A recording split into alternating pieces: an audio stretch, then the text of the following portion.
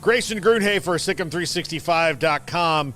Grayson, really quick before we dive into Baylor, I have to mention something. So you were here on Tuesday. We sat at this very table I'm sitting at right now, and you went on an epic rant about your favorite team, the Indianapolis Colts, not starting Anthony Richardson. I woke up on Wednesday or Thursday morning, and they changed their mind.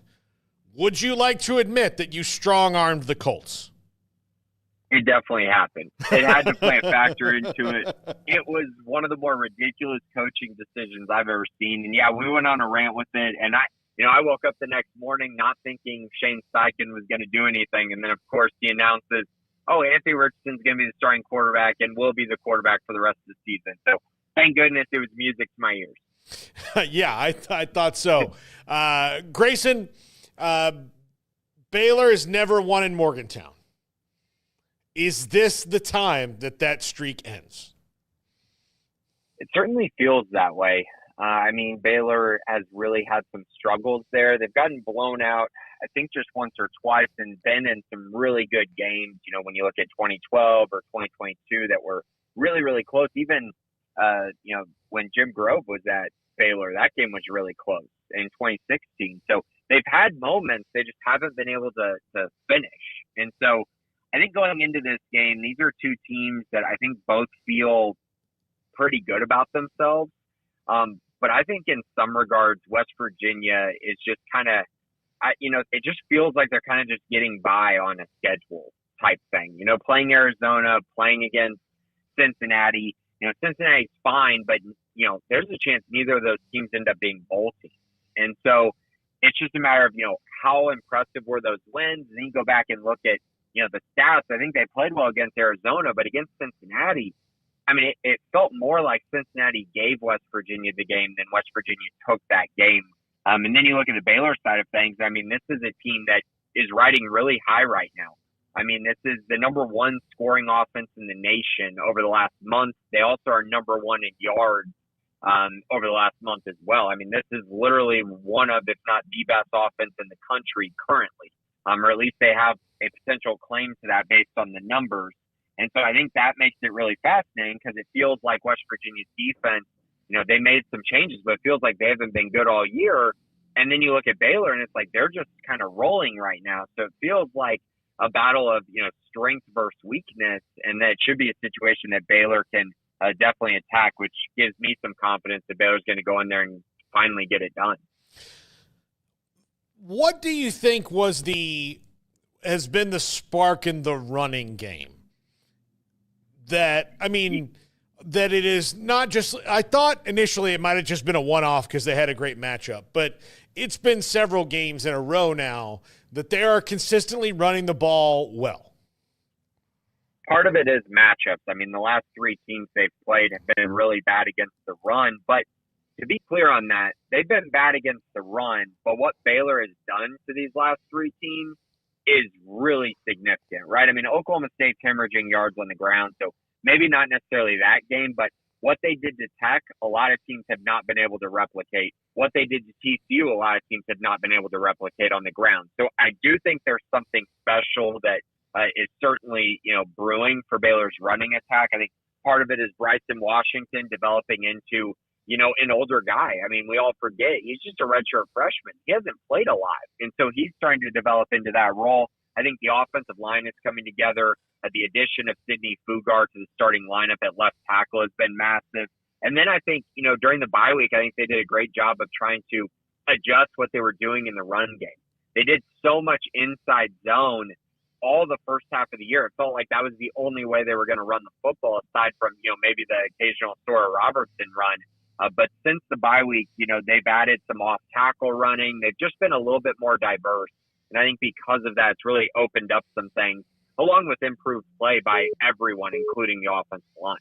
Yeah, absolutely. The defense, obviously not where they want it, but they're good in spots, which I think is what you need when you're a developing team, right? They have figured out how to be good in spots. The other thing that's happened is Steve Linton suspended about a month ago. Since that suspension, he has come off with a vengeance. And I think if you look at the attitude that he and Matt Jones have, it's very, very similar of blood in the water, let the sharks go eat. Yeah, definitely. And I mean, you could throw Keaton Thomas into that as well. I mean, these guys are just flying to the football, and they're making a lot of plays, and that's great to see. And I think that's kind of been the story of Baylor, I think, this season, is that you see the talent, you see the flashes, you see these guys having the want to, right? But then you're seeing at times just guys not being able to make the play, right? And I think that's where they're still lacking a little bit. Against TCU, I mean, they basically had 2 stops that were taken away because of penalties by Jackie Marshall, who's one of their best defensive players. So you take away those 2 plays, and maybe Baylor has 2 more stops in that game, and maybe TCU only ends up scoring, 24, 27 points. And then you look at that way differently, right? And so it's those type of things, and the fact that they haven't been able to force turnovers, I think, is the other area, and that directly links back to just playmaking, right? Making those plays, making that extra effort to get the ball loose, or attention to detail to put yourself in the right position to get an interception. I think we're seeing, them play solid at times, but it's just the playmaking at times just does not fully happen. And I think that has impacted them quite a bit, along with just, they've still had issues in the secondary. At times they've had issues getting after the quarterback. But I think in general, this is a group that I do feel like has gotten better. It's just there's another level they need to get to that takes it from you're either extremely consistent and getting off the field a lot, or you're creating more havoc. And I don't think they've gotten to either of those quite yet. Grayson, what is the key for them should Garrett Green, and which it looks like he's going to start, what is the key for them with Garrett Green? Because running quarterbacks have given them headaches in the past, including Garrett Green. Right, and I think it's interesting because Baylor hasn't faced a lot of mobile quarterbacks this year. Mm-hmm. It's kind of been a lot of pocket passers. Obviously, Jake Retzloff is a pretty good athlete, but I don't think he's quite the runner that Garrett Green is. And now you look at Baylor's schedule going forward, and they got 3 straight really good running quarterbacks. And so they're going to have to adapt their strategy a little bit. And I think that's going to be a focal point, trying to take away his legs, making sure he doesn't kill them in the run game when they have extra blockers in to, block for him, trying to make the math add up, as Dave Aranda said this week. And if they can do that, I think they're in a good spot. And then the second area is not allowing explosive plays.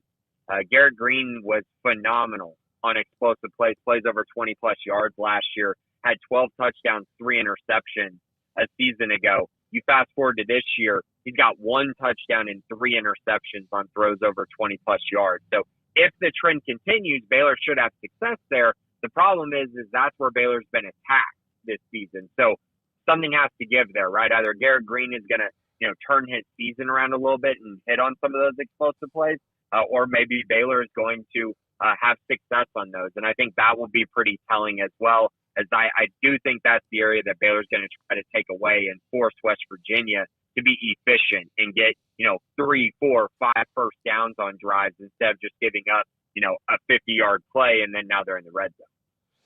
So Dominic Richardson has, decided to transfer, and he had fallen to essentially 4th on the depth chart, and he had some injuries that knocked him back there. It wasn't, it's not like an overall performance issue on his part.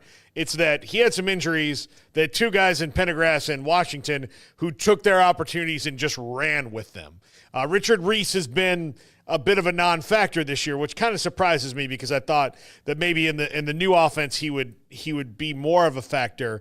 But going forward, running back wise, do you think that depth piece not being there hurts them down the stretch, or are they okay?